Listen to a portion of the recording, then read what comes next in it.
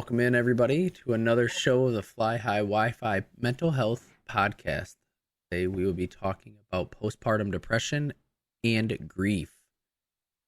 Two very serious topics that not a lot of people know about. Why are you laughing? I can't take you serious. There ain't no bloopers in this. We ain't editing nothing of this. This is staying in. Okay. All right, lock in. Guys, as you can see, we're goofing around here, but we do have some very serious topics for you today. Again, they're postpartum depression and grief. Myself, I am Pros23, Sharp, Ryan, whatever you guys want to call me. And then you have Mrs. Wi-Fi here, and she is the leader of the information. She's the one that brings me all the stuff that I don't know. And I will know by the end of the show. Hope so. Yeah. Store it up here for you. Yeah. All right. With that, guys, we're going to get started. If she could lock in over here, she's a little giggly today. I don't know. You're just like feeding it through the computer at me. I guess through my phone since I'm not on my computer. Oh, yeah. Why are you not on your computer?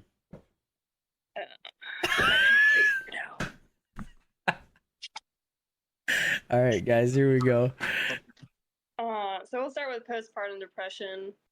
It's also, they're changing the name of it to prenatal depression now because people were being diagnosed with the depression while pregnant.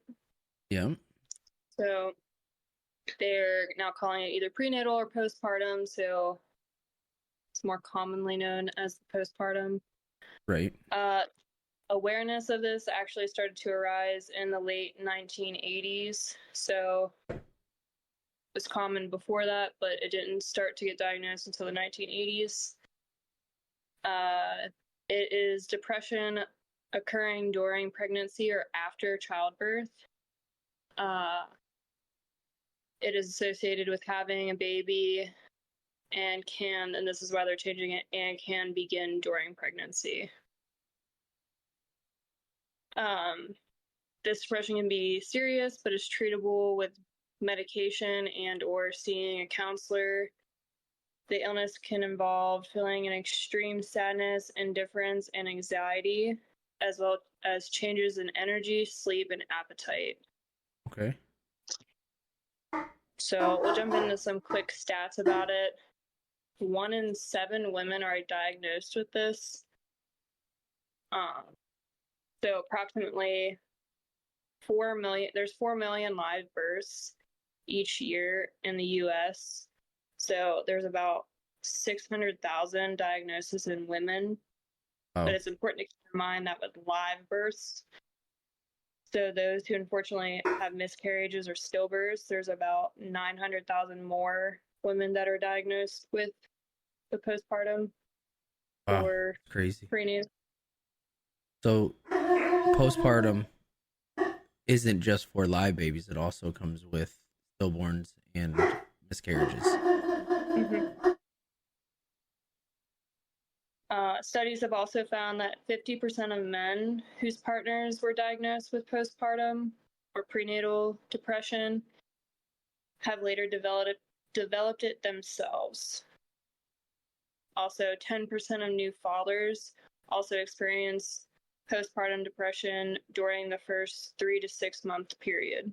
So it doesn't only impact women, it also can impact men. And I said that yesterday during the stream. A lot of people have it under the consumption that it's just women that because of the childbirth, but it doesn't affect men also. There's also studies going on right now that adoptive parents can also experience postpartum. It is shown at a greater, about half the rate. So they've done a study where about comparing it to birth parents and adoptive parents, it's 8% of adoptive parents to the 16% of birth parents.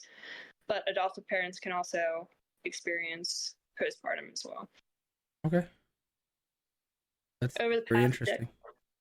I guess maybe the life-changing events of the baby and like the resentment of taking their time away or the lack of sleep or something like that might create that. It would have kind of like the same concept as the father being able to have it. They're taking over the same role. Over the past decade, suicide attempts during and after pregnancy have nearly tripled, according to a study in Canada. So over the last 10 years, mothers have tripled the attempts. That's wild.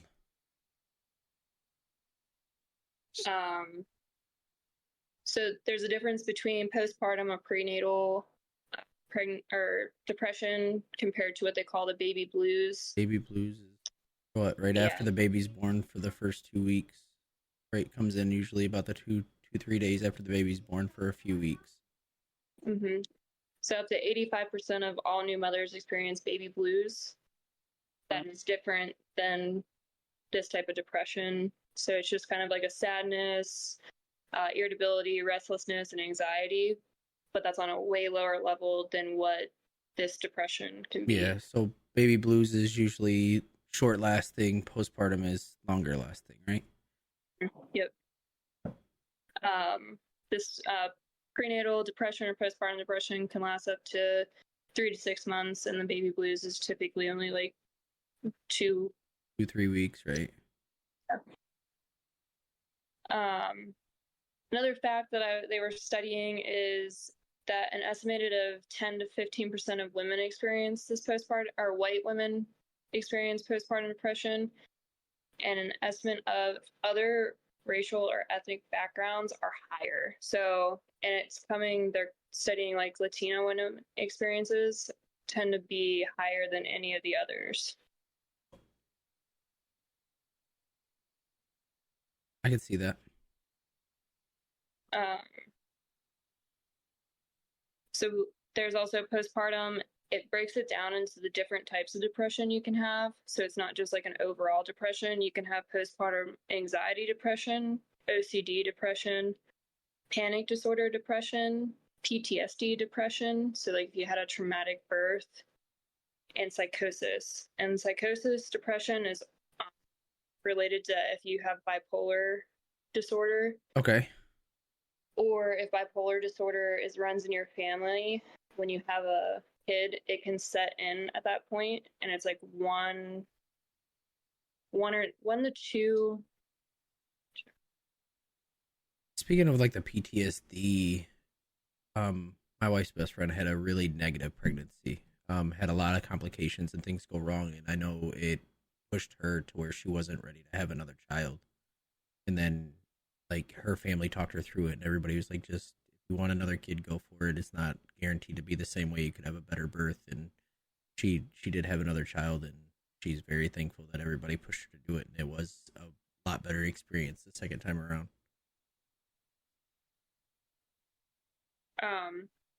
It's 2 out of 1,000 births can have that psychotic or psychosis pregnancy effect for postpartum, but that's only if like bipolar runs in your family.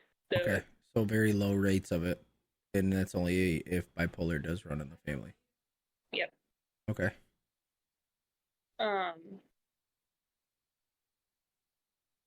And then having the postpartum or the prenatal depression not only affects the individual's health, but it also can affect the quality of life on the baby. So it can cause you to have a early birth. They can be underweight, or have other different types of health issues when they're born.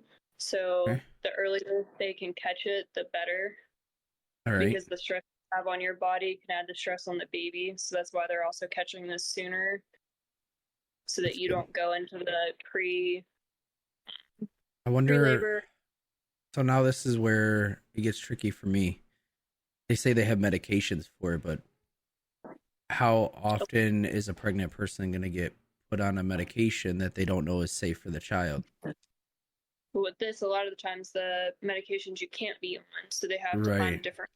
That's when you typically get put on like the bed rest, but then that has that counterintuitive of, okay, if you're getting put on bed rest, then you're going to stress about other things. So it has like that vicious cycle of what is the right thing to do. Right. And counseling can only do so much for somebody that is stressing out like that too. And might not fully indulge in the counseling because they feel forced to do it. Mm-hmm. Another study found that nearly 2/3 of people with prenatal depression also have suffered from anxiety disorder. So they have correlations that if you have anxiety disorder, you're more likely to have this type of depression. Okay. Again, things tie into each other. And to hit on what you were just saying, for treatment, women often tend to suffer in silence for this. And it's very different than what we've said before because women are more likely to speak up, even though a lot of times they're getting misdiagnosed. They're often more times quiet with this because they do feel like either their failure as a mother or XYZ, or while they're being pregnant, they don't know what to do otherwise. Give them a second to come back.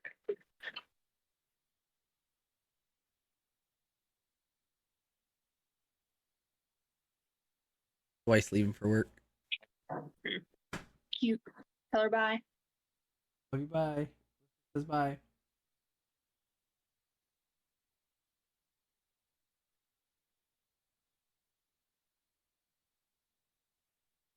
All right. Sorry.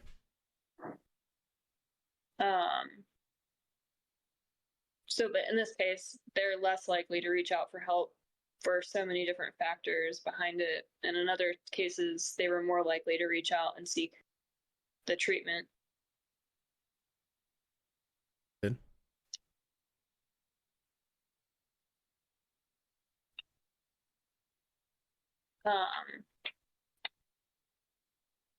So that's what I had for that for right now.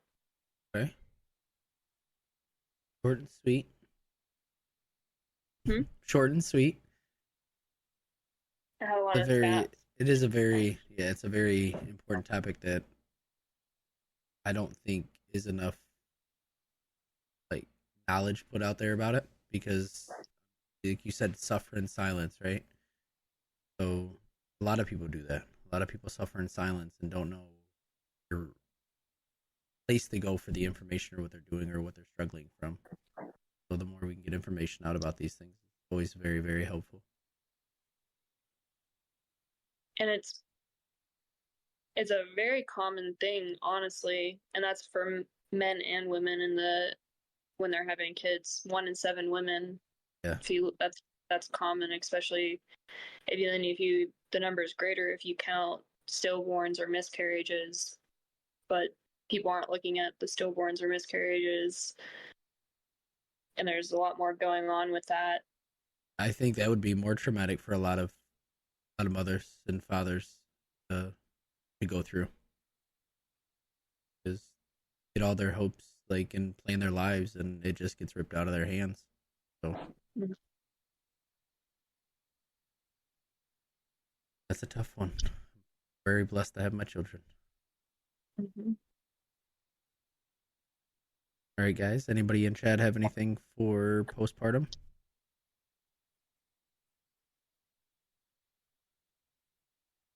All right. Ready to move on to grief? Oh, I guess one thing with this, it doesn't have to be a chemical imbalance, too. Okay.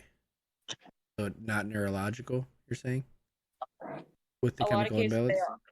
Okay, they are. So a lot of cases they are chemical? Yeah, because for the women that are pregnant, you're coming down with those hormonal changes quickly, and that can be what causes it. But like you were saying, the father and adoptive parents can have it as well, so it doesn't have to be the chemical imbalance is causing it. Okay. Very good to know. All right. On to one of the topics that I'll say a lot of us can relate to, but might not know how to handle it, or that we are actually grieving. So moving on to grief, and which can kind of go along with this topic depending on situations.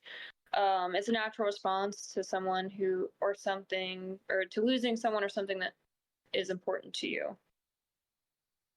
And everyone grieves differently. So it takes you understanding like your emotions, taking care of yourself, seeking support, and understanding how you heal.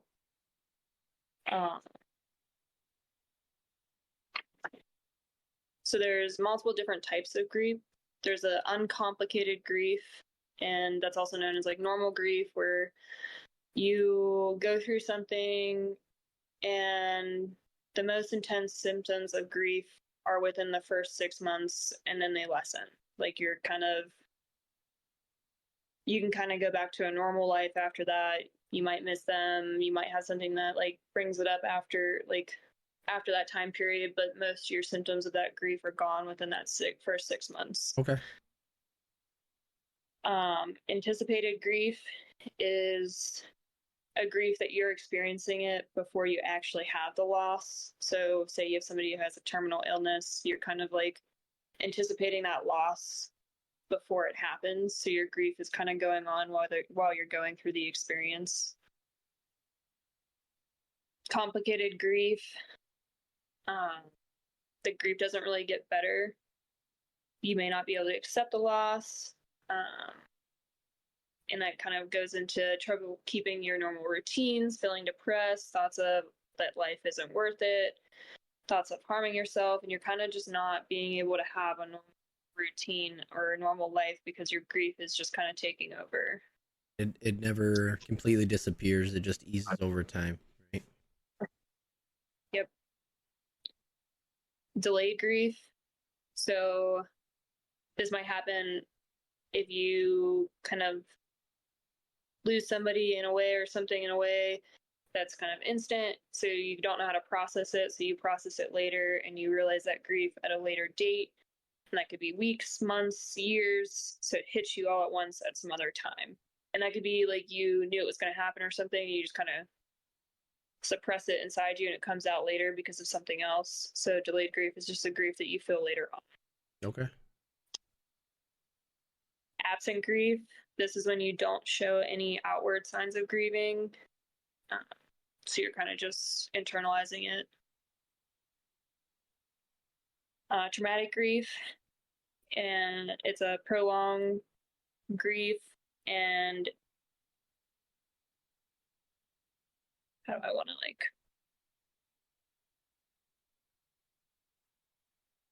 it's a type of grief that can affect you at any time. It's kind of like PTSD. It's a PTSD grief. It can come up and no matter what, Still it can hit you. And it feels like that very first day, you're right back at the beginning. Absolutely. Collective grief. It's kind of like natural disasters, school shooting, pandemics, stuff like that. So everybody's feeling that same grief. Okay, so like a group grief kind of thing. Mm-hmm. Okay. Prolonged grief disorder is when you're grieving or coping with a loss for just a very long time, and that just kind of pairs with all the others. So when you have one of those other griefs and you just can't really move past it, and I don't want to say move past it, but find a way of like getting a normal routine with it, then you get put into that disorder of prolonged grief. Okay. I don't get that. And like I was saying at the beginning, you can grieve anything. It's not just a death. You can grieve the loss of a friendship. You can grieve the end of a marriage, leaving your home, leaving a job. Honestly, if you change like your career goal at some point, you can still grieve the life that you thought you were going to have. The loss of your like a death of a pet. Mm-hmm. Even retirement. Yep. They say a lot of these things: loss of friendship, loss of safety after a trauma, even selling the family home. It's just something that changes something for you that you can miss ultimately. Right. It changed your life in the trajectory that you're going. You can grieve that aspect of life you thought you were going to have. Yeah.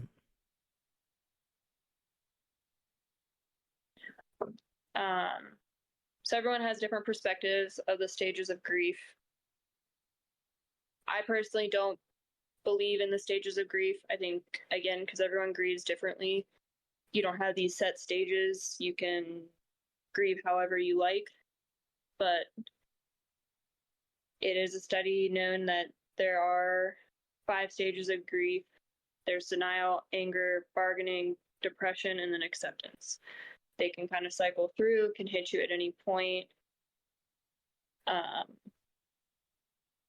So I guess take that as you will. My personal opinion is I don't believe in the stages.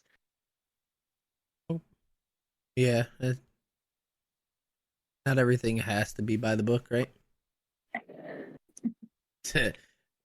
We all know it's not all by the book. So everybody, again, then deals with things their own way. And how they handle them or how they grieve is strictly that person. Not because of a checklist that said you had to go through these 5-6 stages. It's literally a person to person kind of thing.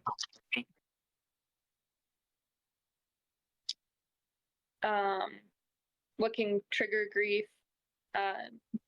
Literally anything, a smell, a sight, a memory, a picture. So it's just a sudden reminder of whatever you had lost is going to bring back those strong emotions. Can even be a song. And they're most common in the first few weeks, but it can happen at any point. Right. And that can bring that grief back, like I was saying, to be as strong as that first day, or it could just be like a passing moment, like, oh, it's really strong at this point. It just depends on your strength of grief. I don't know how to word it, but the level of grief that you have at that point. Like I said, everybody else is going to handle it different. It's not going to be the same across the board. And you can also have it where, like, that's you all went through the same thing. You smell that same smell and it makes somebody smile and it makes somebody cry. Again, you're grieving in a different way because somebody's taking that as like bringing back a memory and they're remembering it like, oh, I had this like heartfelt memory, and then somebody else can be like, oh, I'm so sad that I can't have those memories or whatever it may be. Based on the individual. Mm-hmm. Coping with grief. You could join grief counseling. Biggest thing is give yourself time. Accept your feelings and know that grieving is a process. Talk to others. Take care of yourself. Get back on a routine and try to stay on that routine. Return to your hobbies and find a good support group. Fine. The boys are just being wild.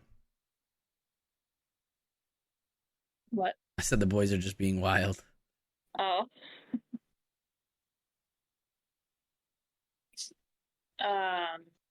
And then I just found a bunch of... See, guys, I told you she's the information leader right here. She's got packets and packets of information right in front of her. I just found a bunch of charts that within like the last 3 years, what people were saying they had either grieved, how they handled it, and stuff like that. Because I know everyone said they like stats, so I started leaning more towards the stats of things. Statistical is huge for a lot of people because people like to see the numbers and compare. So in the last 3 years, 32% of people said they've grieved the loss of a family member or a close friend, and this was excluding a child or a partner. Loss of a friendship or a relationship, 29% said they are grieving that. Members who were diagnosed with a serious illness, that was 23%. Death of your pet, 20%. Loss of a job or a career was 11%. Divorce, 4%. I'm sorry, that one got me. Only 4 people grieved over their divorce, or 4% of people grieved over their divorce. Dang, did you really love that person? I mean, that's maybe crazy. not. That's a low number compared to all the other ones. Then it gives the time they needed to grieve, less than 6 months. For death of a loved one, 48%, so they need less than 6 months. Less than 12 months was 68%. More than 1 year, 12%, and then I'm still intensely grieving is 18%. And those were kind of even across the board. For death of a pet, serious illness, and then friendship or relationship, they were all kind of even for those. Okay.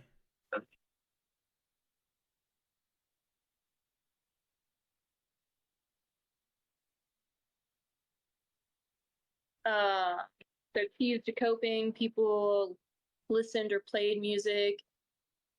58% of people said that was something that they leaned on. Focused on work. So this is kind of just like because these numbers are going to be kind of all the same. They clicked all the things that they did. So some of these people were like, I did it all. Right. Listen to music while at work. They tie into together. So focused on work, 51%. Spent time with family and friends, 48%.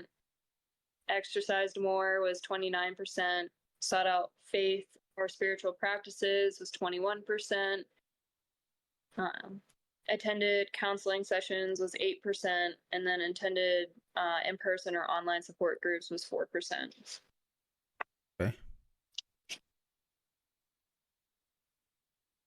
And then, according to this, it says what not to say to someone grieving. Just for a little humor, I guess. Said it could be worse. 46% said not to say it because it made them feel worse. Told me I need to move on or seek closure. 42% said just not say that to them. Let them process on their own time. Posted about my loss on their social media. 41% said it was none of their business to be posting about that. Told me what to do or gave me advice that I was not seeking. That was 33%. Basically, don't put your foot in your mouth. Be kind. Sometimes better not said. Speak your thoughts. So, grief's a natural response, and we all do it differently. So, kind of just let people process the way they need to process and be there if they want you to be there. And I guess some people don't want you to be there. Some people are introverts. They want to be left alone. They just want to be sitting in a room all by themselves. That's not good either, but... No, it's not. Because being around people really does help. It allows you to, when you're ready to speak, if you're ready to come out and speak about it, or you know that somebody's even there for you when you need them. That's why we always say you aren't alone. We are here. Okay to not be okay. There's a reason why we have that posted everywhere, guys. It's true. I'm still caught on the 4% on divorces, but hey, dang, y'all really didn't care. Well, I mean, we're getting a divorce for friends. Not always, though. You got married for a reason, too, right? Well, not always there, too. That's probably why divorce rates are so high. No one really cared. That's the sad thing for me is the percentage of divorce rates is so high. That's something we should probably go over, too. I can do that. All right. Anything from Chad? I know we had Joe Dubsky come through. He had a traumatic event. It's been over a year ago, and Joe, I know the details. Not everybody here knows the details, but you aren't alone. You have my personal phone number if you ever need it. And we're still sorry to hear about the loss. I wish I could tell you things that would make it easier, but I don't have everything that you need to hear. But you aren't alone. It was tough. And then we had Marcus say, I can't say I grieved my divorce, but it was. And we both good friends to this day. So that's good. See, not everything negative comes out negative all the way. There's some positives out of negatives. Have anything else? I'm still wired up. I'm amped up. Did not stop all day. All right, guys. If we don't have anything else in chat, we're gonna conclude this episode of the Fly High Wi-Fi Mental Health Podcast. We shall see you all in 2 weeks. Again on Thursday at 8 p.m. Eastern. Be right here live on Kick. Also, guys, don't forget we do have Twitter, Facebook. We are on all major platforms except for Apple. Still working on that one. If you guys would like to go listen in on the previous episodes, we would love that you do so and also share it with others. Follow our socials.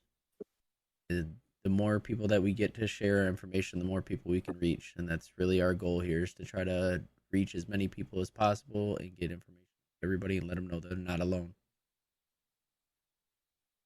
And with that being said,